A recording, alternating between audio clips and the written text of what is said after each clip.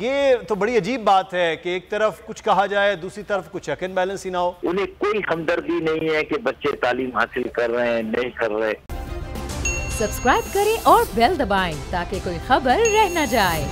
میں یہ سمجھتا ہوں کہ قوموں کو ترقی دینے کے لیے، قوموں کو خوشحال کرنے کے لیے، ملک کو ترقی اور اس کی خوشحالی کے لیے جو مین کردار ہے وہ ہے تعلیم۔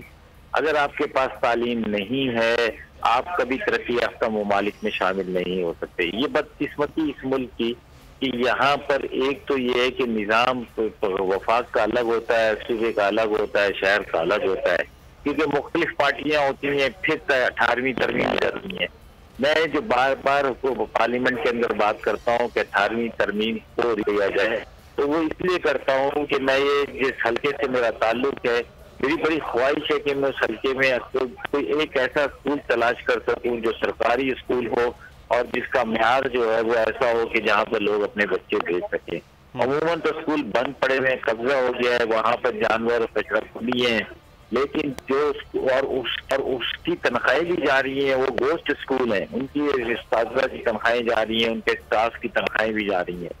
لیکن دوسری طرف جہاں گورنمنٹ کی وہ ہے بڑی خاموشی، مجرمانہ خاموشی، بلکہ میں کہتا ہوں کہ یہ جو لوگ جس اس منسٹری سے تعلق ہے اس سے ان کو تو بہت بڑی عبرتناک سزا دینی چاہیے کہ جو انہوں نے اس قوم اور ملک کے ساتھ ظلم کیا۔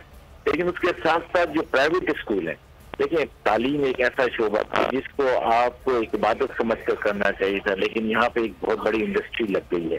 لوگوں سے جب میں ملتا ہوں، کل بھی میں ایک سے ملا تو جب بھی ملتا ہوں کہتا ہے کوئی کہتا ہے میرے 10 اسکول ہیں، کوئی کہتا ہے میرے 20 اسکول ہیں۔ جب وہ ان کو گیٹ تک دیکھنے جاؤ چھوڑنے جاؤ تو کوئی لینڈ کروزر سے نیچے اترتا نہیں ہے، سیکورٹی گارڈ ان کے ساتھ چل رہے ہوتے ہیں۔